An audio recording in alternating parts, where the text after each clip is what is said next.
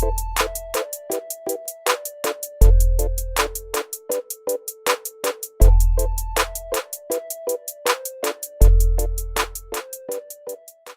guys. If you're following us on Instagram, thank you so much. We appreciate all the support. Every time we throw, those questions on there, and you guys give a ton of feedback, or you guys engage, that means a lot to us. It shows to us that you take time to really like and comment on our posts, and we hope you guys appreciate also the reposts of the techniques that we show. We only try to repost techniques that we know that, that you can drill on a regular, that you can grab a partner in your spare time and you guys can really drill it and add it to your game. So speaking of adding moves to your game, one of the best ways to support us is through Digitsu.com.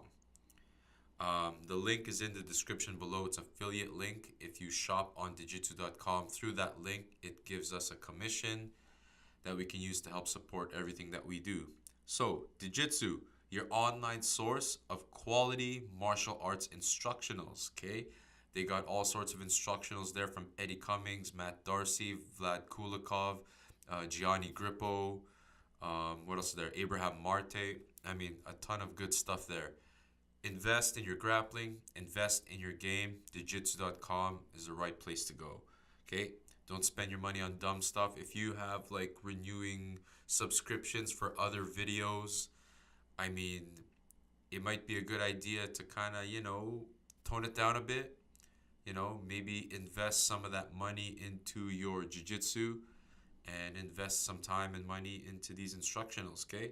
Use Grapple Daily. That's Grapple Daily 10, Grapple Daily 10 for 10% off, okay? So that's Grapple Daily 10 for 10% off, okay? That's in the description below, so don't worry about that. One other way that you can support us is through MMAWarehouse, okay? Link is in the description below, another affiliate link to help support us. If you're going to buy gis, your gear, your Rashguards, your Spats, soap, maybe you also do kickboxing. There's, kickboxing gear there as well, right? Get it from MMAWarehouse.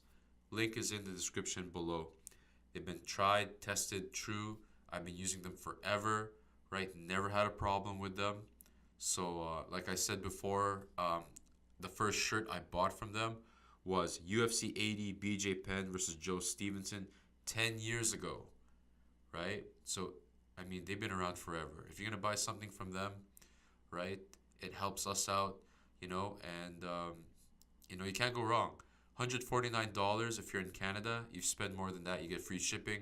If you're in the US, $49 or more, that's $50, okay? You get free shipping as well, okay? That's cool. Next, myprotein.com. If you're going to take supplements, get it from Myprotein. Link is in the description below, okay? Whether it be vitamins, fish oils, BCAAs, creatine, okay? None of their stuff contains any banned substances, okay? They do their best work. They make sure that all their products are 100% clean, right? Favorite product is, again, Impact Whey Protein, 20 plus flavors, chocolate, vanilla, strawberry, chocolate caramel pretzel, butter pecan, French toast, glazed donut, Rocky Road, white candy cane, and the favorite amongst teen boys, Boston cream pie. Use VIP35 for 35% off. Link is in the description below. Okay, if you're in the US, you can use the link in the description, and then that helps support us, right? To support Grapple Daily. We thought that if you're in Canada, if you use the link, you can get we can get support as well, but apparently not. We're gonna work on that, so we'll get a link also for Canada. But if you want to buy your stuff, go to MyProtein anyway. You can go to the link, buy your supplements. We don't get a commission though if you're in Canada because of the URL or however it works. But hey, man, whatever. Support these guys. They got a good thing going on. And of course, where do we train? Gracie, Humaita, Winnipeg. Okay, 181 Stradbrook Avenue, Winnipeg, Manitoba, R3L0J4 up here in Canada. GracieWinnipeg.com. If you're coming in, you're dropping by in Winnipeg, you want to get some training in, come to Gracie Humaita, Winnipeg. Okay, great staff, great people, great environment. You can't go wrong. our guest today, you might know him on Instagram. He runs an account, Mcdojolife. So Rob from Mcdojolife has an Instagram account where he shows all the fake martial artists, all those fake, garbage technique videos that never work. And he's on a mission right now to expose all these fake martial artists, these McDojos, okay? You might have heard about him from the Joe Rogan podcast because Joe Rogan gave him a few shout outs here and there on his show. So he's a great guy, man, and I really like his mission and how he wants to expose these guys and just say, hey, your technique is garbage. That's not gonna work on the street. That's trash. And he talks a lot about like McDojos. What are the signs if you to really look for to see if an academy is a McDojo. Yeah, he's on a mission, man, and his mission is not cheap. He plans on going to each one of these schools and just calling them out on camera. And I don't know how many legal fees he's going to incur, but when I talked to him, he says he just absolutely does not care. He's on a mission, and we're so happy to have him on the show. He's such a cool guy. We gave him a shout out on that one episode with Leglocker, and he messaged us, and he's like, he's like, hey, can I be on your show? Like, I'd like to talk shop. And I'm like, yeah, of course.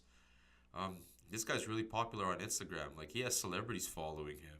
And the fact that he approached us, we're practically nobody on Instagram. We're practically nobody on the web, on the interwebs.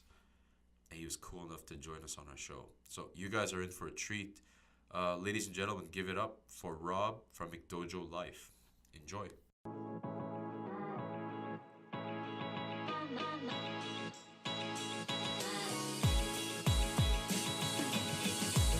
Welcome to the Grapple Daily Show. Here's your host, Jebbo. And welcome to the show, guys. If you can, feel free to support us on Instagram at grappledaily. Liking some of our stuff, commenting. We appreciate all the love you guys give us. Check out our website, grappledaily.com. If you're on the road, there's a list of Canadian gyms that are there. Feel free to check them out and go train. If you're going to be on the road, it's better than sitting around in your hotel doing nothing. And that's pretty much it for now. No sponsors yet, so I got to find another way to pay my gym fees. Today, you guys are in for a treat. Our guest here is very honorable man fighting the good fight for all the martial artists out there that are legit. Okay, his name is Rob, and he runs the very popular Instagram account Mcdojolife. Rob, how are you, brother? Life is good, my friend. How are you? Not too bad. Thank you for doing this, by the way. I was looking forward to doing this all weekend. So. Yeah, dude, I'm excited. I love doing anything. I also love talking shop. So if we talk anything that has to do with martial arts, I'm down. Doesn't matter what it is. Awesome. So I'm pretty sure everyone knows your account. I'm sure you need not you don't need any introduction, but I just have it open right now, and yeah, man, like I said, he's fighting the good fight, showing people what's legit, and especially stuff out there that's not. I always want to ask you, like, I'm sure someone asked you on another podcast, but I mean, what inspired you to do this thing? Like, was there like some traumatic experience back in the day that started it? I mean, did you try a technique and it totally failed, and you were like, I want my membership fees back? Like, what exactly happened? Your gym sucks. My face hurts. No, man. I've been doing the martial arts for about 21 years now, and I started when I was 12 years old because I got put in the hospital by a group of like 3 kids. They beat me up pretty bad. They beat me for about 5 minutes. 2 teachers stood there and watched the whole thing and never stopped to help me. So, the martial arts was a gift my mom gave me as a birthday present after that. And I just never stopped. So I really have a passion for it. It's helped me out. so much in my life. And I know that's a cliche, but it's just the truth. You know, it really has done wonders for me. It's my career. It's my hobby. It's the thing that makes me want to be a better person every day. It gives me a goal every day. So it's something that I really enjoy. And over the years, the term McDojo has been something that's popped up here and there throughout the circuits and things like that. So when a friend of mine a couple of years back, over 5 or 6 years ago now, had asked me, what's a McDojo? And I explained it to him. And he was like, well, I don't get it, because he had never seen anything like the things I was explaining. So I showed him some videos, and his question to me was very intriguing. He goes, well, what stops people from doing this? And the answer was, I don't know. There's really nothing to stop them. Self-regulation, I guess. So I was like, maybe there should be something like that to try to call these people out. So from there, I just started. You know, when I first started the page, I was really like angry with everything. So I like just called people out left and right. But the problem was that no one was following my page, because no one wants to hear someone all the time. So I decided that the best thing to do was to try to make it a little bit more satirical and a little more funny. And it just kind of blew up after that. I see. Did you ever like encounter one of these guys in real life before you started the page, or you just kind of like noticed, hey, wait a minute, like that doesn't work. Like, what's going on here? Oh yeah. Over the years, I've seen all kinds of crazy shit. Am I cool to cuss on your podcast? I should have told you that in the beginning. I kind of have kids that listen. Okay. If you can, try to not do it. If it just slips out, Okay. well, My bad. I'm trying to make sure I stifle my body language. I'll be much more professional. But yeah, over the years, I've seen all kinds of crazy things. Like some really crazy things I've seen was this guy named Jack Hogan. He passed away a few years ago. He's one of the George Dillman clan, I guess you could say. If anyone doesn't know who's listening who George Dillman is, George Dillman is infamous for doing the no-touch knockout stuff.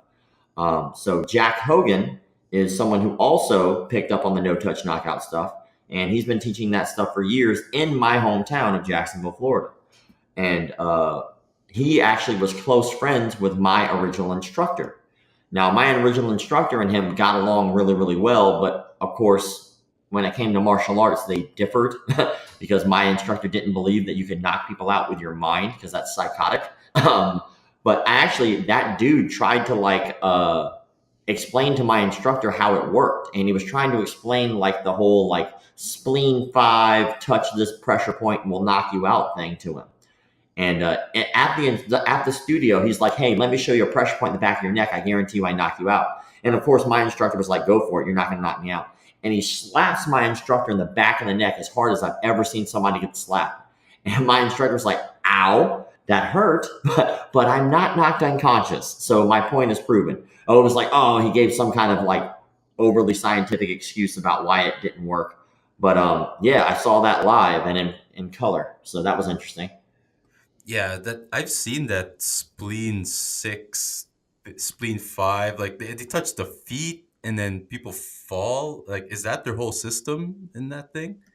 Well, so the way George Dillman explains the system, which is Kyoshi Jitsu, if you want to go down a YouTube rabbit hole later, but his style is basically what he's done is he's taken his original art, which I assume seems to be some type of a Kempo. I don't know. I assume. And then he's taken it and he's gone, well, acupuncture charts are what his system is based off of. So all of these silly names that they have for these pressure points are actually legitimate acupuncture chart pressure points, as legitimate as acupuncture is, which is not proven to be legitimate at all, but some people are into that. So his idea and thought is that if you can touch a point and make it heal you and make you feel better, then if you touch the point a different way, then it would hurt you. So that's what the whole system is based off of. And that's a crock of crap. Hey. Okay, so that's what they base on, pressure points based on acupuncture. If it can heal you, if they strike it hard enough, it should do damage. That's their whole philosophy. Not necessarily even hard enough. Like some of the stuff is like if you just strike it a different way. Like the way he's had a couple videos where he's like, if you hit it this way, it heals you, but if you hit it the other way, it hurts you. Which of course is, if you're a sane human being, you know that that's a load of malarkey. But To them, it's like, oh, well, you sold me at spleen 6. That all you had to do was say that, and I'm sold. That's what I want to hear, But it's pretty crazy what they believe. I mean, how are they able to get people to like even believe this stuff? Because I mean, if I see someone throw a right cross, guy goes limp, I'm like, okay, all right, okay, pretty legit boxer. But how do they convince people to like, eat the stuff up or drink the Kool-Aid, so to speak? This is my favorite question. The reason it's my favorite question is because I think, in theory, I know what happens. So, do you know what the first question most people ask when they call about martial arts classes is? No, what's the first question? How much does it cost? Okay. That's it. They don't ask about the instructor. They don't ask about the style. They don't ask about anything. They just simply ask how much it costs. So for us as martial artists who know what we're looking at, we would look at that and say that's ridiculous, right? Mm-hmm. But these people who are coming into classes are a clean slate. They have no clue what they're looking at except for things that are in the media, like kung fu movies, UFC, boxing, all that, right? So when they call those studios, they're asking that exact same question. How much? So on their end, all they have to do is be a good salesman and they can get somebody in their classroom. Oh, okay, I see. So it's all selling pretty much, and then best bang for the buck, I'm assuming. Exactly. It's very much a suggestion thing. It's over the years, I've learned a lot about selling martial arts to people and stuff like that. And all I have to do is get around your objections if I want you to buy my product. And the objections are always the same. I don't have enough money. I don't have enough time. It's too far away. I have to ask my spouse. I got to think about it. If you've ever worked in a martial arts studio, those are the objections that you run across when you try to sell somebody on your product, right? Well, they don't really care about the product if you notice any of those questions. The average question is, hey, man, I really didn't enjoy it. It doesn't seem like it would work. They don't tell you that. What they usually say is, hey, man, I got to think about it. Well, if I'm a good salesman, all I got to do is get you to sign on the dotted line for a year. And I have a year of your life in my hands. And in that year, all I have to do is convince you to sign up for another year. You know what I'm saying? Well, I have a whole year to convince you. So whenever these people are signing up for these classes, they start off knowing absolutely nothing. And then that instructor has a year to brainwash you. Well, that's a long time to be brainwashed. Oh, wow.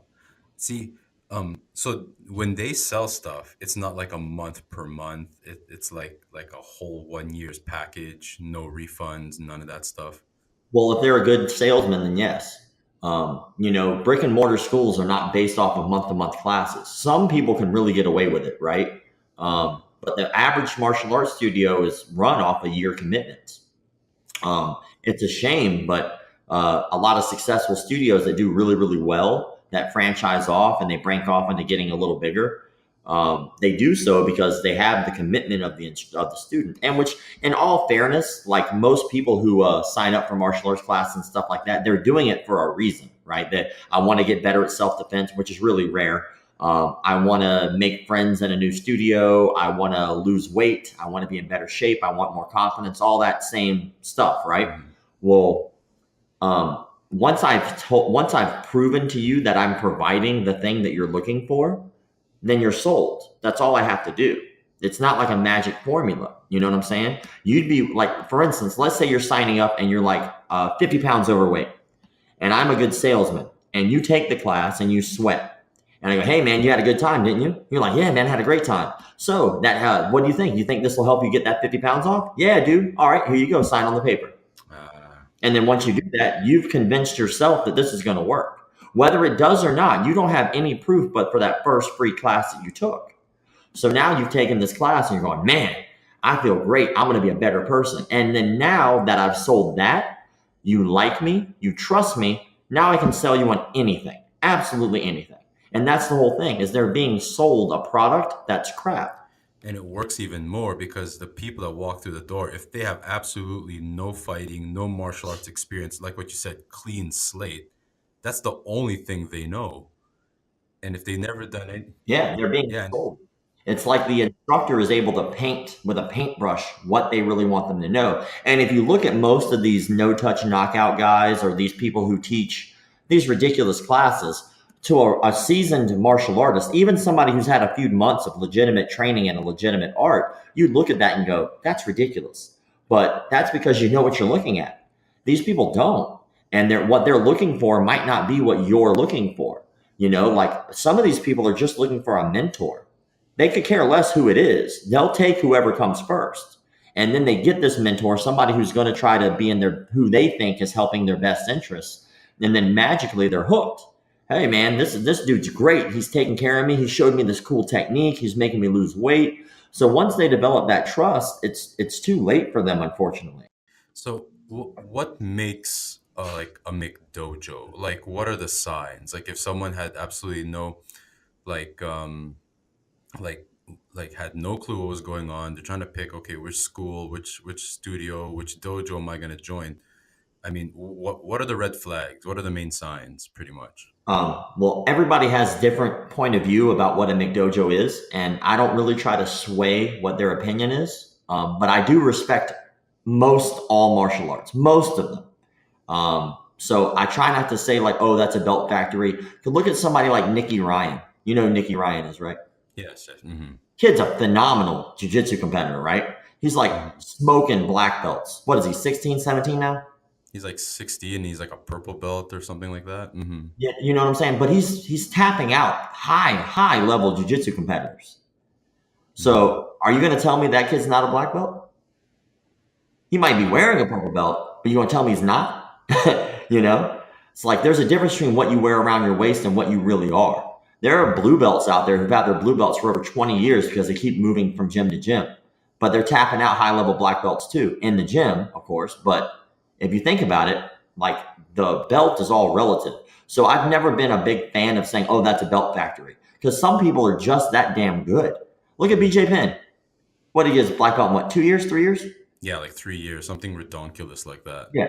So if we had the standard of, oh, you're giving out your black belt in 2 years, that's ridiculous. Well, are you saying BJ Penn's the McDojo black belt? You know what I'm saying? So the standards are all up and down. It's very hard to set a standard for a belt because everybody's different. There are terrible black belts. I censored myself. Beep, beep. But there are terrible black belts out there. There are black belts who get tapped out by white belts. It's unfortunate, but it's just simply true because some people just aren't that good. Mm-hmm. They're not that talented. They're not that skilled. No matter how hard they try, they just simply won't get it, you know? So I rarely make that the thing that I look at. What I really look at is what is the standard for every martial art that we should all be able to go, you know what, that is wrong. So I have a list of 5, and here's my list. So number 1, if they're a convicted pedophile. Okay. Okay. Can we all agree that that's bad? If they touch kids, that's a big no-no. Right off the bat, okay, we're out of here. No one. So that's rule number 1. If you're a convicted pedophile, you do not deserve a martial arts studio. You shouldn't be around children. As a matter of fact, you probably shouldn't be a mentor to adults either. Mm-hmm. Okay. So that's rule number 1. Surprisingly enough, there's a crap ton of black belts out there who are. We're talking about BJJ black belts? Oh yeah, BJJ. There's a BJJ black belt right now who owns 3 studios, who has been convicted and tried twice. And for some reason, the judge decided that it wasn't fair to put him on a registry. So that alone boils my blood, which I would hope that it should boil everybody's blood. That's why I do what I do, is so that way we can all be on the same page about at least one thing in the martial arts. So hopefully we can all agree that's wrong. So that's rule number 1. Rule number 2 is lying about your rank or your fight record. So if you're not a black belt, right, don't say you're a black belt. Just be whatever it is you are. Are you a purple belt? Cool. Be a purple belt. Do you teach people as a purple belt? I don't care. Teach them. Because you obviously know more than the white belt. Yeah. You know what I'm saying? So just go out there and do your thing. But if you're not a black belt, don't lie and say you are. Because you didn't earn it. You didn't put in the work, whatever it was, the dedication, the time, the commitment, the loyalty. If you didn't do that, I'm sorry, you didn't get it. That's all there is to it, you know? Fight record boils me even more because if you've ever been to an 8-week training camp, you know that sucks. You know? I can't eat what I want. I can't go hang out with my friends. I can't drink. I got to get up at the crack of dawn. I got to run. People are going to beat the crap out of me. You know? So when somebody's like, oh yeah, man, I'm like 32-3 MMA. And I go, really? Can I see any of your fights? Well, nah, dog. Like, I don't have any. Like, well, dude, why are you telling people that you fought all this time? Like, we're in the digital age now. Now, if you fought like 15, 20 years ago and you're retired, that's different because everything's on VHS, But if you don't really have a fight record, don't lie to people because people are going to trust that you do and that you have that experience, and then you're lying to them. So that's rule number 2. Rule number 3 for me is shady business practices. So I found out from you guys are in Canada, right? Yeah. Mm-hmm. So this is in your neck of the woods. So you might be able to find it easier than I can because I haven't been able to find it in a while.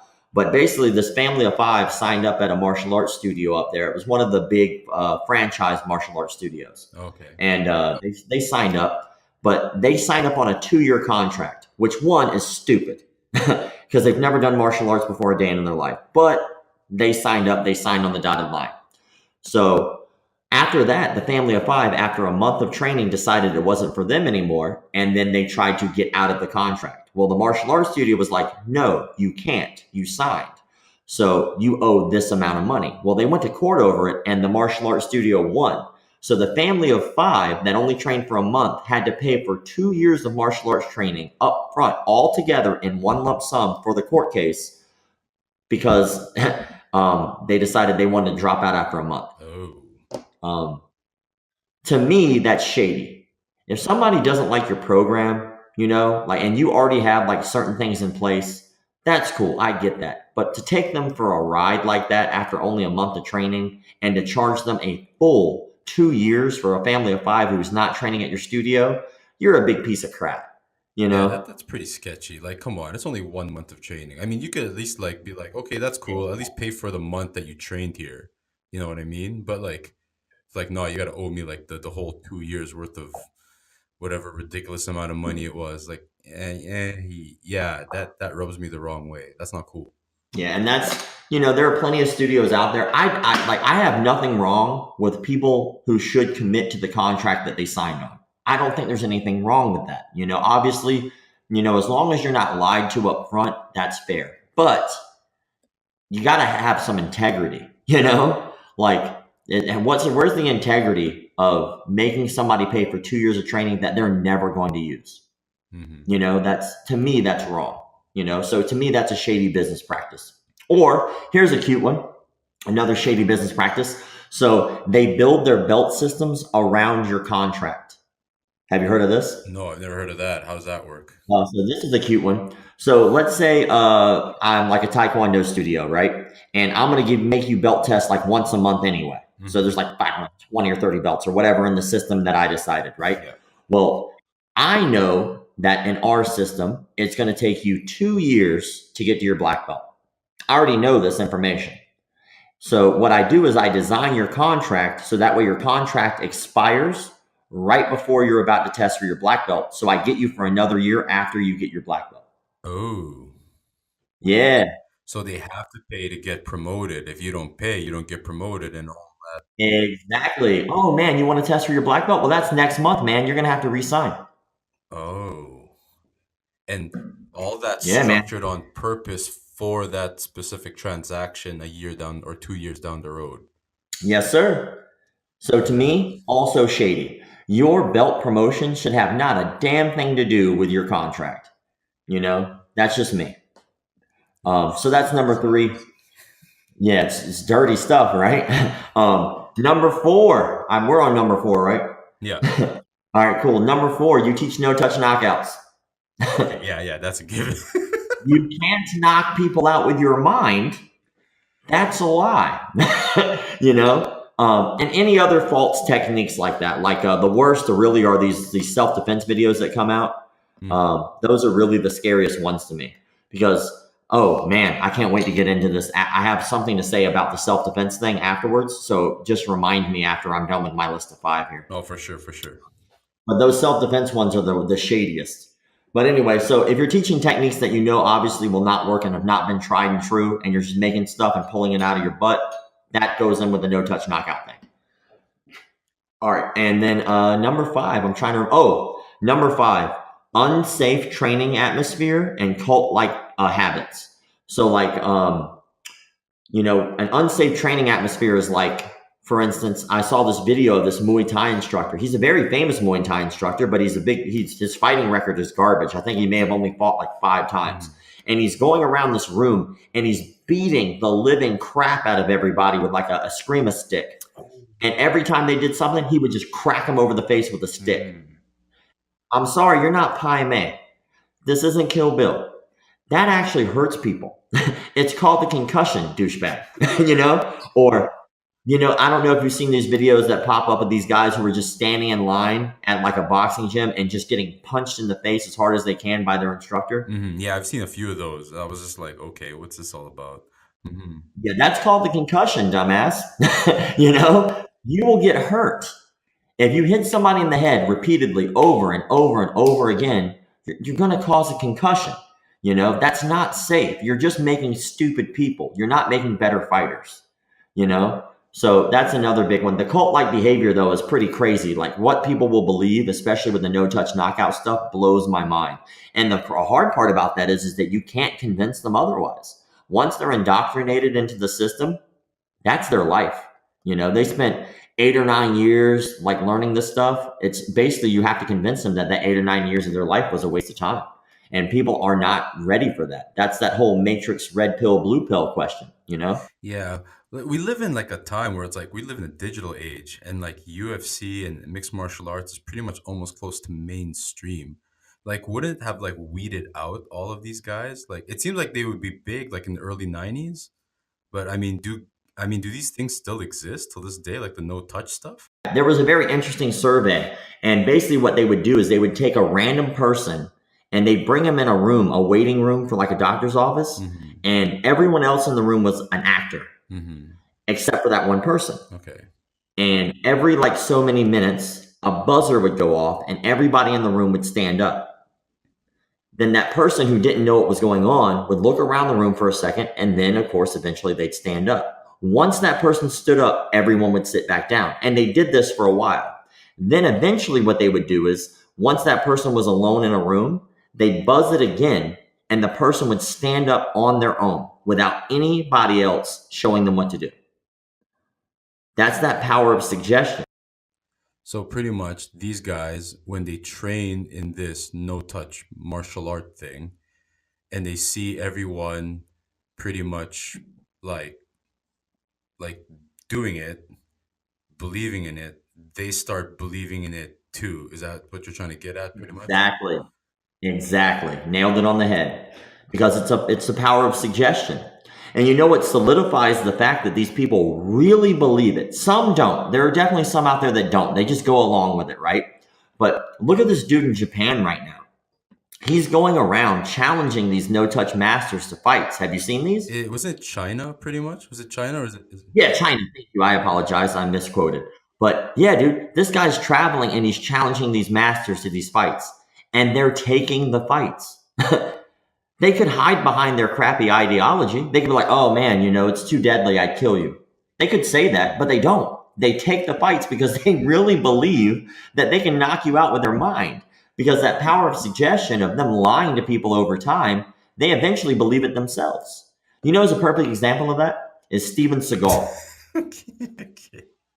Perfect example of somebody who eventually has just lied to himself enough to believe his own horse crap. See, I censored myself there. I didn't say the S word. But he believes, originally he was probably legit martial artist. I think he opened up the first Aikido school from a white dude in Japan or something like that. Like he legitimately had legitimate credit in martial arts and Aikido anyway, as legitimate as you can be in Aikido. And but over time of him just being that movie star, actor, musician, philanthropist, Russian activist, whatever, right? He just started buying into his own crap. And now you can't convince that dude that he's not a god. He literally said, I am a god. Goodness. Power of suggestion, man, is strong. Oh boy. Yeah, but I saw like those kung fu no touch master guys, like that MMA guy would pretty much like they just beat the living crap out of him, and then he had to go into hiding because everyone thought that was disrespectful or whatever, or I'm not sure. I saw the fight on Yeah. online, But like, wouldn't they? It's it's because when they practice their techniques, like, is there no pain? Like, when a technique works when you like, okay, tap, it works. But wouldn't they like think about that? Like, hey, wait a minute here. Like a little bit of questioning. Like, there's no pain. Like, I. Well, I'm sure there are definitely people who defunct, like Mm, people who were like, yeah, that doesn't work, I'm going to leave, but they don't, like, for instance, when I teach them a class, I don't put my effort and energy into the people who didn't show up that day. I put my effort and energy into the people who did. mhm. So for them, like when somebody leaves, instead of trying to fight to keep that person around, they double down on the people who believe. If I can convince you enough of something, then you'll go out and you'll convince other people. If you want to see something really astronomically crazy, if you go to Dillman.com and you look up his affiliate schools, you will be scrolling for a while.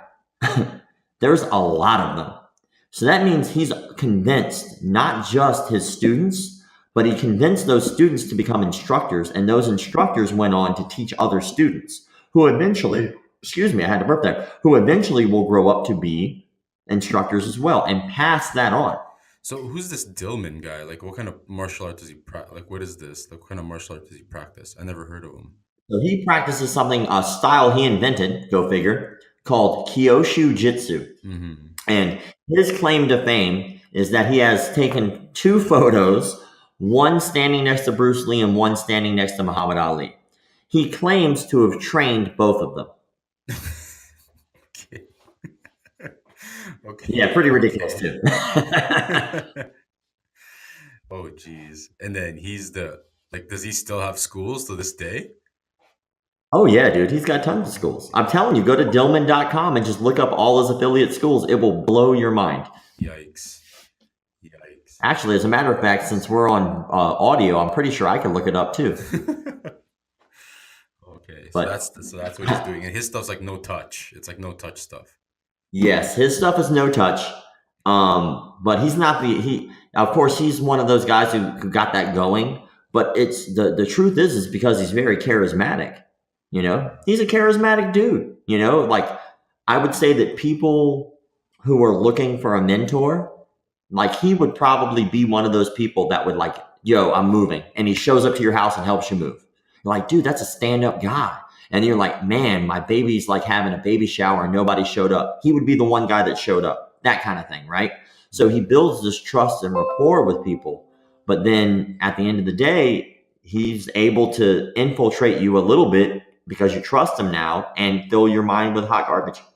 I see. Well, we can, for the record, we can all agree that no touch martial arts is just complete trash. Like it really does. Oh yeah, it's hot garbage.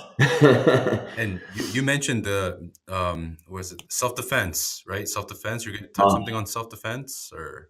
Yes, dude. Thank you so much for bringing that back up because I have the mind of a goldfish. Okay. So if I don't remember it, I just get to the other end of the bowl. I'm like, oh, I guess I'll turn around now. But so these are the worst. So I recently talked with a lady by accident. So there was this thing on Marie Claire. If you don't know what Marie Claire is, it's like a magazine thing for women or whatever. Yeah. They have Marie Claires everywhere. But in any case, she did the self-defense video for Marie Claire. It's up on my Instagram page. It's a beautiful view. They must have done it in New York or something, overlooking the city. But she taught like 4 techniques. Absolutely none of them would work. 100%, I guarantee you, as somebody who's been doing this for 21 years, none of those would even remotely work in any way. The first thing she taught was against the non-consensual sex choke, right? The forward hands across the throat choke, right? And she commences to try to knee the guy in the groin. Well, one, the guy is pushing her. His arms are way longer than her knee. She would not be able to reach him. Once you pick that knee up and he's pushing you forward, you're going to fall back unless he pushes you against the wall. So there's a lot of what ifs, right? But it would not work. That's not how he's going to let go of that choke. As a matter of fact, you're probably going to piss him off and he's going to choke you harder, right? The next was to get your hand away from like a grab, like a basic wrist grab, you break the grip. There's a million great ways to actually break a grip. This was not one of them. She literally must have made something up off the top of her head. I have never seen this defense against breaking a grip on a wrist ever. She gives up her back. He doesn't actually even let go because it wouldn't work. Another one would be what would kind of be like a scissor sweep in jiu-jitsu, but rather than doing a scissor sweep, she just kind of like pushes the guy's leg a little bit and he just flies off of her in like some kung fu fashion. So none of the things that she showed would work at all. Well, I posted that video and somebody tagged her in the video. I was like, all right, somebody tagged her in the video. This is great, because people are always like, why don't you call them out? Well, sometimes I just can't find them. Yeah. You know what I'm saying? Like, I'm not magic. I can't be like, poof, I know who all these people are and all their information. I would love to do this full time. Once I'm able to do this job full time, I will do the most extensive research as I can, but right now it's kind of hard. Well, dude gave me the golden goose and tagged her in it. I was like, this is great. I got to hit this chick up. I got to find out what was going on. Well, he told me that she had apologized in a video. I was like, well, she apologized and she admits fault. I'll post that and I'll leave her alone. Well, she didn't. She didn't have a video that she apologized in, but she did say that she was going to release an apology. I was like, oh, and that was only like within like the last 48 hours of this conversation we're having right now.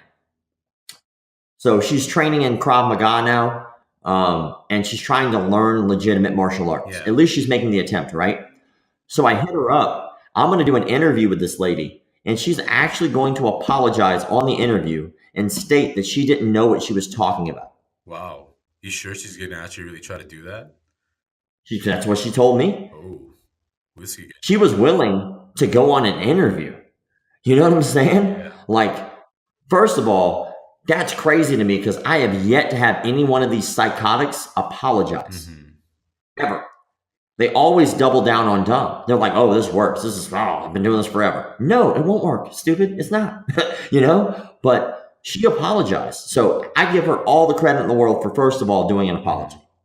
But even better, I could rip this lady apart in an interview, but I won't.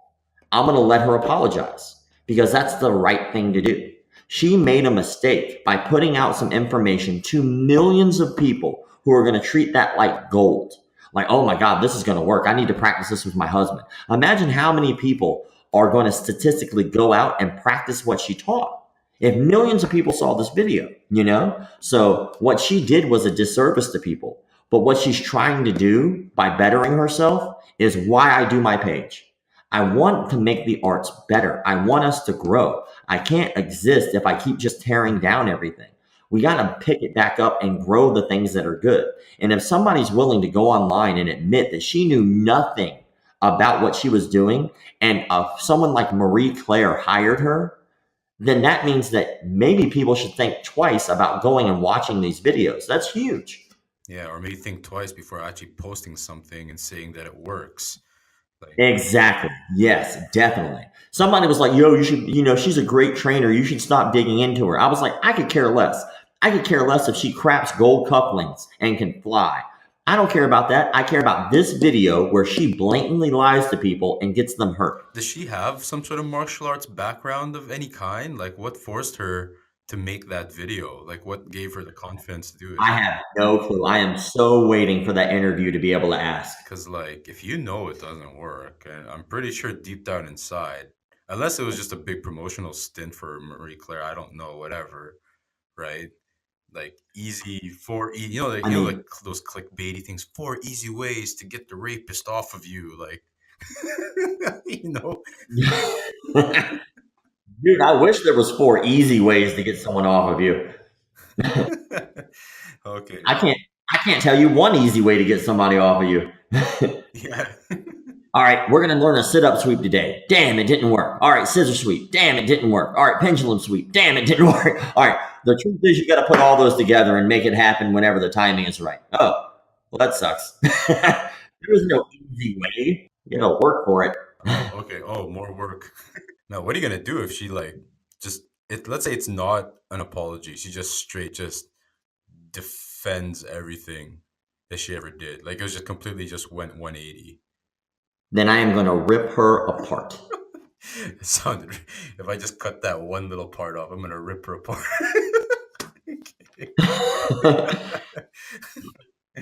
All right. Dude, if she lie, first of all, don't lie to me.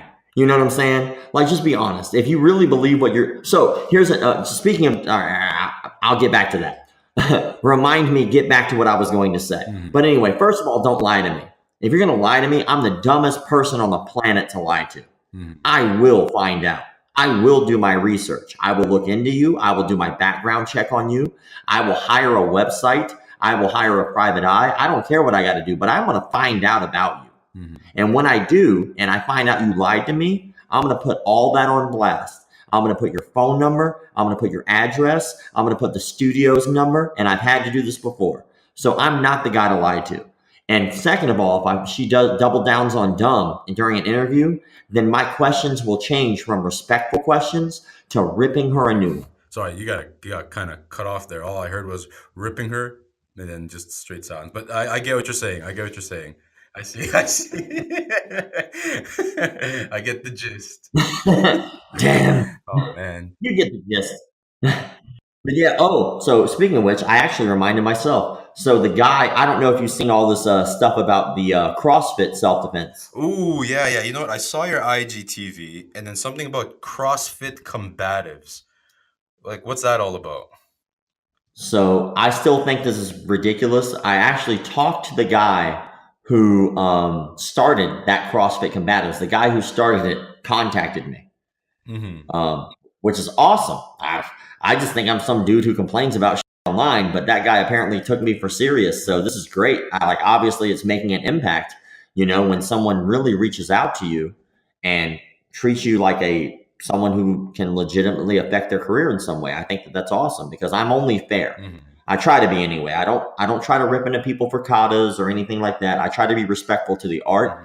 But when it comes to CrossFit, basically the videos that came out, there's been a few, and this has actually been around for a few years. This is nothing new, but recently it's been popping up, is that this video said that basically if you can do CrossFit, everything that you do mechanically in CrossFit is self-defense.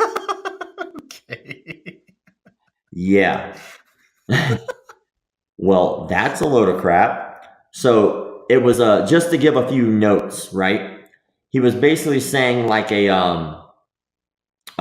basically like a wall ball, like where you take a medicine ball, you bend your knees, you throw the ball up to the wall as high as you can, catch the ball and do a squat, right?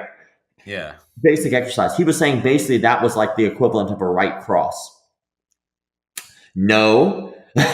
Mechanically, they are not the same at all. First of all, when you do the wall ball, your feet are side by side. When you're in a stance, you should stagger your feet. You know what I'm saying? Yeah. When you're throwing a right cross, you pivot your hips, you rotate your hips, you turn, you put your shoulders, you rotate your shoulders. When you're throwing a ball up against the wall, you don't rotate at all. You just push it straight up, So no, you don't know how to throw a right cross. And no, me telling you that does the same thing is wrong. Because just because you could throw a ball on the wall doesn't mean you can take pressure of somebody trying to fight you. It doesn't mean that you can handle somebody getting you on the ground. It doesn't mean that you know what a choke is. It doesn't mean you can handle a punch to the face in the heat of pressure. It doesn't mean any of those things that actual fighting will help you with. If you want to get good at fighting, here's what you do. You fight people. You take a class. You do some boxing. You do some jiu-jitsu. You do some kickboxing. What you don't do is go, you know what? I lifted these weights. I know what I'm doing. Oh goodness! What made it? What made them think that? Like, oh, like a clean and jerk is gonna make me into like an awesome fighter? Like, what?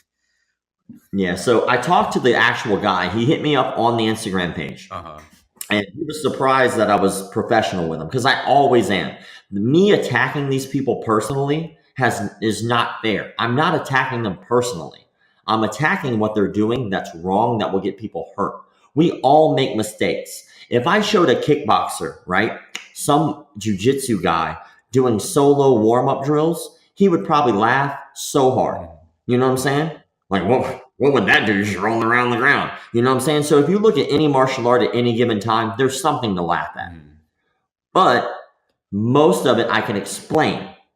The moment you can't explain something logically, that's when it's a load of crap. Yeah. kind of like all you need is to do these exercises and you're basically fighting like that. Just looking at the mechanics, it's all wrong. Like, no, it's not the same. Whatever convinced them to do And that is beyond me. I really don't know. I talked to him for like 45 minutes to an hour, and Dude, that's a long time, man. yeah, What happened? I had questions, and I'm a man of conviction. Like I have to state my mind. I'm not just going to let the guy get off the hook, and obviously he wasn't going to let me get off the hook because he wanted to talk to me too. So we talked for a while, and he some of the things that he said made sense and some of them did not. I do respect him for taking the time to call me and talk to me about it. Mm-hmm. I respect that because, most of these guys don't have to say anything. They're not going to lose students. The people believe what they believe, Most of the time, they make themselves look bad by just simply doubling down and going, oh, this works, and arguing with people online, which was why I originally had started getting after him. The reason that I started getting after him was because his argument, he released a statement. And in the statement, he said that basically anybody who did not believe what he was teaching was basically bad movie critics. Well, Pat Miletich, you know who Pat Miletich is? Yes, of course. MFS Elite, Matt Hughes, Robbie Lawler, all those guys. Mm-hmm. Legendary gym, right? One of the he paved the way for NHB. The dude's a legend. Anybody that came out of his gym back in the day was a good fighter. And basically, Pat Miletich wrote on one of those videos that it was a load of crap. So I look at that guy's statement, and that guy's statement says that anybody who's basically disagreeing with his system is a bad movie critic. And then I look at this statement from Pat Miletich. So I was like, so my statement to him was, you believe that, but do you think Pat Miletich is a bad movie critic? Yeah. If that's what you believe, then you got to put this dude in that broad statement that you put out too. So it was just ridiculous, like his thought process. But one thing that I feel bad for him about was apparently he presented this because he was asked by CrossFit to develop a program for CrossFit.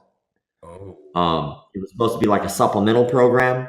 He doesn't have a lot of hands in the advertisement, apparently. From what he told me, it could be wrong. I don't know. This is just what he told me. And he told me that he did regret what his instructor said. He didn't feel like it was 100% accurate, and he felt like it didn't represent his actual program 100%. But he still kind of doubled down on the fact that he believes in his program. So, he's obviously a businessman. He's going to try to sell his program the best he can. But in a way, he did admit to a little bit of fault there in the conversation. So it was just nice to be able to talk to somebody about what they're doing and somebody to finally admit, like, I agree a little bit, which is good. His basically rebuttal to me was he's not in charge of advertisement, so he doesn't get to see the videos before they get released. I see. So, you said it was developed by CrossFit. Was it original purpose was to be some sort of like fitness program, kind of like Taibo or like karate combat, not karate combat, but what do you call that? Like something body combat or whatever. It's like Taibo. Like Lay Mills does that. They do body combat. I don't think it was. That would be a little more justifiable because at least those people aren't lying to you. When you do like a body combat, or you do like even Zumba now. Yeah. Have you seen Zumba? They have a martial arts program thing. At least they're not lying to you, telling you it's self-defense. Zumba is dance. They're just dancing with kicks and punches. They don't try to pretend that it's anything else. So I can't get onto that. They're just dancing, but they throw some kicks and punches. Okay, who gives a shit? Lay Mills, they admit that this is a cardio program. It's not for self-defense. Things like that. There's been one that kind of got to me a little bit. It was I Love Kickboxing. Have you heard of them? No, I've never heard of them. They're here in the United States. They mostly are a cardio kickboxing program, so I don't get onto them too much. But I did find an advertisement one time that said that they would help you with your self-defense, which I'm sorry, but in the world of self-defense, there's a lot more to learn than jab, cross, hook, So it's one of those things where there's so much of this information and misinformation being brought out into the public that I really feel bad for people growing up in our generation who want to learn legitimate martial arts, because as much of the good stuff that's coming out, there are so many people taking advantage of it and lying to people and trying to convince them that something else is legitimate when it's really not. So for as many things that are put out there, like the UFC and all of the media about real self-defense, on the other end, there's just as much information being dropped. Man, that's it. I can't wrap my head around that because, like, I mean, you watch the UFC, like, you watch mixed martial arts, you see real fighting. Like, I see that there's some rules that you can't elbow to the back of the head, you can't gouge the eyes, but I mean, overall in all, like, it should give you like a broad understanding of what works and what doesn't, what's real and what's not. But I had a conversation with Hector from Leglocker, and I told him that I think it's people that want an easy way to learn how to fight, but not put in the work, kind of like a hack. You know what I mean? I don't think you're wrong. I think that's you probably nailed the nail on the or hammered the nail on the head there. I think that jujitsu is hard. It's work. You know, if I walk into a class, I go, hey guys, we're gonna knock out 50 arm bars on either side from the guard. Ready, go. You know, you're gonna put in the work. By the time you're done with that, you should be sweating. You know, if I'm obese and I walk into a studio and my goal is fitness, and I look at this and I go, man, that's too hard. Well, I've lied to myself my entire life about that. You know, the walk outside is too hard. The jumping jack that I should do is too hard. The push-ups I should be doing is too hard. I've lied to myself my entire life, right? And then somebody walks up to you and gives you something even harder to do than getting up and walking around the block. You know, you've made the attempt. You go, you know what? I've made up my mind. I'm going to lose this weight. I'm going to be a better human being. And then somebody else comes along and goes, you know what? I bet you I can help you lose weight and make it easier. You know, which one do you pick? As somebody who's been in a bad habit. Yeah, that's totally correct too. Like, let's say, for example, when like, oh man, I'm gonna lose this weight, but then some guy comes, no, you don't need to do those push-ups, you don't need to do those burpees. I got you this jiggling thing that's gonna shake the fat off for you or whatever. Same thing with martial arts. Like, you don't need to learn arm bars, you don't need to learn takedown defense. Here, let me show you this 50 shot groin combo. Or, it'll finish the guy completely. You don't need the arm bars. Like, oh yeah, sure, Just okay. re-stomping groins all day. 25. Yep, it's funny because like that was another thing about that you said like, oh, I'll show you an easier shaky jiggly thing to make the weight fall off. Like basically what the CrossFit self-defense was saying is that if I take a shake weight and I just do a shake weight every day, that's the equivalent of doing hammer fists.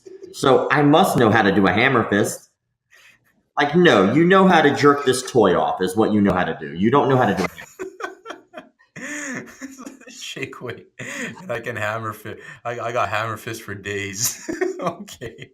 Oh yeah, and so anybody who's under the age of 18, you should not look at my IGTV ever.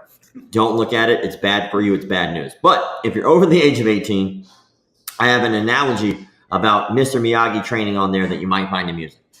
Oh yeah, that's the one. That's where I actually heard about that CrossFit combatives because that was from that video. Because at first I didn't know what you were talking about. I'm like, what is this guy talking? Oh, what is he talking about?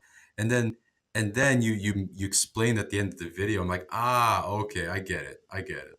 Okay. Yeah, it was part of my live. Like I go live. I try to go live once a week just so I can interact with my followers. So what do you think of like these disarming things like with the gun and with the knives? Because I personally get angry when I see those because I have experience with firearms and things like and weapons and things like that. And when I see that, I'm like, yo, you're gonna get your brains blown out, homeboy. Like, what do you think about that stuff? Well, when I was learning certain things about gun disarming and knife fighting, my instructors were very upfront with me about the realism of the situation, right? So one thing that irritates me to no end about gun self-defense in general is the fact that the gun is going to go off. Most people don't teach that. You know, if it's loaded and the hammer's back and there's one in the chamber. The gun's going off. If I reach for that gun and even if I am able to get it off the line of my head, or even if I am able to push it out of past me getting hit in something vital, right? Just the noise alone of that gun going off, everybody's crapping their pants, you know? Yeah. So that's one thing I really wish most people who, if they actually know about firearms, would explain a little bit. I'm sorry, there's one in the chamber, and no matter how this goes down, if I start reaching for that gun, it's going off. And you have to remember that there's people most likely within a gunshot distance of you if you're having to disarm. So if I disarm that gun left, or I disarm that gun right, or if I disarm that gun up, well, what's stopping that bullet from going through a window and killing little Susan? Yeah. Or if I'm standing there next to my friend, right, and I only learned one gun disarm, and the gun's pressed against the barrel's pressed against my forehead. And I go, well, I only learned the gun disarm with my right hand, so when I push it, it's going to go to the left of me. Well, there's my best friend, Susan. Well, now Susan's brain's all over the pavement, you know? So I think there's a lot more psychology that should probably be taught in that kind of thing. I think that if you're going to learn anything that has to do with guns or knives, that it should be taught in a very stressful environment. It's the realism and the seriousness of a gun and a knife and the situation is astronomically important. If you just teach this in like a happy-go-lucky, we're all going to laugh situation, then I'm sorry, you're getting stabbed to death or getting shot. It's scary. It's really scary stuff, the false sense of security that they're trying to give these people. Imagine if they were able to build up the person's ego to the point where they truly believed in their core that all I have to do is A, B, and C, and that gun will never shoot me in the head. Well, did you think about the person next to you? Did you think about the situation that you're in? Did you think about maybe it doesn't work and now you're shot because you're an idiot trying to do a gun disarm when all you had to do was give up your thing? One thing that I learned about gun disarming is if somebody wanted to kill you, they would just kill you. I have a gun. I'm 10 feet away from you. I shoot you in the face 15 times. I take your wallet. We move on with the day, right? You're alive for a reason. Don't you think that that's important? You know, I hate when people explain gun disarming without explaining why are you still alive? Yeah, like what is it exactly keeping you alive right now? You know, because if the guy wanted you dead, you would have been blasted right off the bat for sure. Yeah, just kill you. You know what I'm saying? Like, I trust what the person says if I'm in a dangerous situation. Like, I bounced for a while. I've been a martial artist for a long time. I've had altercations in the gym. I've had fights. So one thing that I've learned out of all of that time, if nothing else, is that I believe somebody when they say they want to hurt me. I believe them. If somebody walks up to me and they says, I'm going to shoot you in the face. Okay, now maybe I try the gun disarm. He already told me what's going to happen. But he's like, give me your wallet and your keys. Well, here's my wallet and my keys. You can have them, you know, keep them, you know, take it. I'll cancel my credit cards. I'm not going to tell you at the time, but I'll be all right. I got $20 in my wallet. If you're going to kill me over $20, then I guess it's just my time to go, you know, but the moment that I feel like this is my last moment on earth, then I'll attempt the gun disarm. But if they wanted to kill me, they would just kill me. Yeah, like if they wanted you dead, it's right there. If they want the wallet, give the keys, whatever. Go on with your day. And I think a lot of people, just like what you said, psychology plays a really big thing when it comes to when we start talking about weapons. It's just another level. Like once there's knives, once there's guns, I think it should be. You're right. Trained under a stressful environment, it should be very serious. And I think people should also train people like the whole psychology of everything. Like, I mean, I always see like disarming videos with pistols. Some people don't put into consideration, wait a minute, there's other kinds of guns out there. I mean, there's rifles, there's shotguns. I mean, you disarm, like you hit that shotgun and it points somewhere. If that's buckshot, if that's double-aught buckshot, that's going.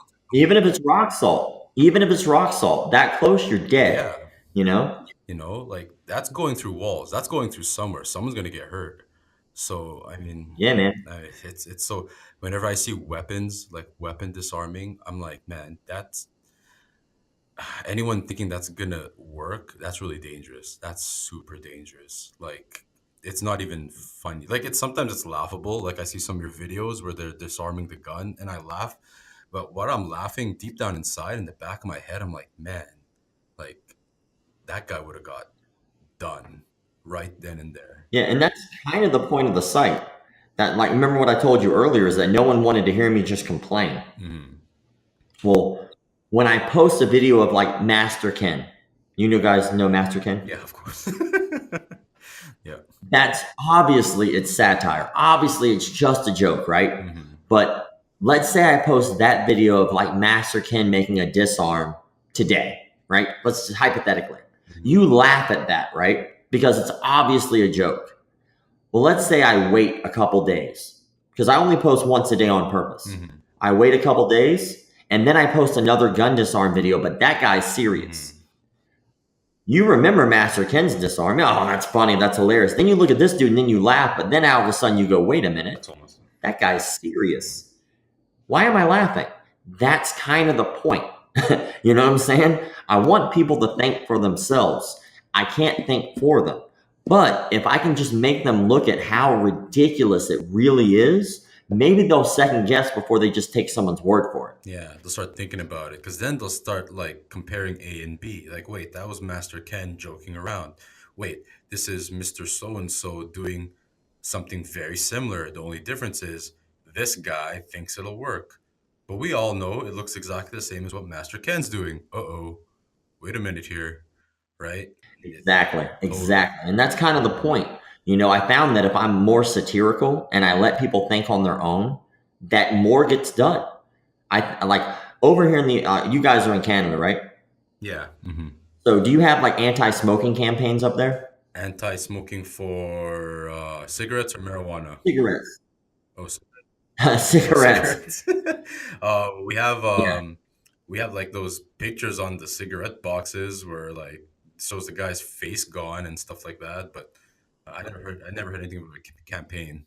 Okay. Well, in the United States, we had a serious campaign in like the late 90s and early 2000s, and it was like videos, commercials, radio, TV, internet, anti-smoking all the time, right? It was just a serious thing. They raised prices on cigarettes. Everybody knows these are bad for you, right? But you got to figure in like the 50s, everybody had a cigarette in their mouth in movies. It was a popular thing, so like basically the cigarette companies over time had like a huge pull on the market because cigarettes are addictive. People get addicted to caffeine or not caffeine, but nicotine. Well, in the late 90s and early 2000s here in the United States, there was this humongous move to stop people from smoking, right? So nowadays, not very many people smoke as much as they used to. Back in the day, it was a huge thing. Everybody had a cigarette in their mouth. Nowadays, it's really rare to see people smoke as much as they did, especially kids. Those are bad for you. That's what the kids say, because that campaign did such a good job. That's kind of what I'm trying to model this campaign after. If I just flood the market with people understanding what's bull and what's real, then eventually what will happen is whenever somebody types in the name of an instructor or a studio, before the address and the number and the website of that studio pops up, my video of me ripping them apart will pop up. That's my goal. I see. So you pretty much are on the ranks. You pop up first before it actually people get a chance to like click on whoever Master Schmo or whatever he may be, like his stuff. Yeah, because would you really go to the class of the guy that everybody's making fun of? No, of course not. Exactly. So I might not know as a new student. I might walk in the door, might not know anything about you, right? But luckily, everything's becoming digital, like you said earlier. So when I look you up, I'm not going through the yellow pages or the white pages of the phone book. I'm going to go right to the internet. And on the internet, luckily, I'm starting to pick up steam. And luckily for me, they suck. So as people start researching these people, if I post an article about this dude molesting a kid and I get 1 million views about it, right? His website ain't gonna have the same views. So they'll see this article about him molesting a kid before they see his website, and I pray they click on it first. I see. Yes, nice. Pretty much kind of like an ounce of prevention is better than a pound of cure. So you're pretty much doing the prevention part pretty much. So, yeah. I'm trying, man. So, Rob, we got to wrap this up real soon. How can we find you and how can we better support McDojolife? Well, first of all, thank you so much for having me on. I love talking shop. I feel like we probably could have talked for like another 3 hours, dude. Y'all are really cool. Thank you. Thank you guys. Thank you for having me on. But you can find me pretty much anywhere. All you got to do is just type in McDojolife. I'm on Twitter, Instagram, Facebook. The biggest thing is that we're doing a campaign now where we're starting to go to studios and call them out in person. That's not cheap. And also we just looking for a little support there. So, flight, travel, food, all that costs money for us to be able to do that and shut these people down. So you can find us on Patreon. So if you really do believe in what we do and you'd like to support, it's just $1 a month. If it's just $1 a month, it's $12 a year. That helps us be able to afford these plane tickets to go over to these studios and call them out in person, which is not easy. Plus, I'm pretty sure that I'm going to incur some legal fees. So it's not going to stop me. I'm sure eventually one of these buttholes is going to try to sue me, but sue me. I don't care. I'm not going to stop doing what I'm doing. Say, bring your lawyer. I'll find a better lawyer. And my lawyer will know legitimate martial arts. But yeah, man, I'm just trying to make this a thing, man. Eventually I'd love to make this my full-time job, is just stopping these studios, because I think really it should be done. And if nobody else is going to do it, I'll do it. I'll do it every day. I'll do it for 14, 15, 16, 24 hours a day. Whatever it takes, as long as I'm able to make an impact and leave my mark on the martial arts community in a positive way, I'm going to do it. I love the arts. I love what everybody's trying to do in a positive way. But dude, if you're one of these people who's teaching some nonsense, I will find you. I will find you and I will make you regret your decision. Some strong words from Rob from McDojolife. There you have it, folks. Follow him. Check out McDojolife on Instagram. Check out his links. Check out his Patreon and help him support this highly expensive and good cause. Okay. All right, guys. Thank you for listening. Be safe out there. Peace.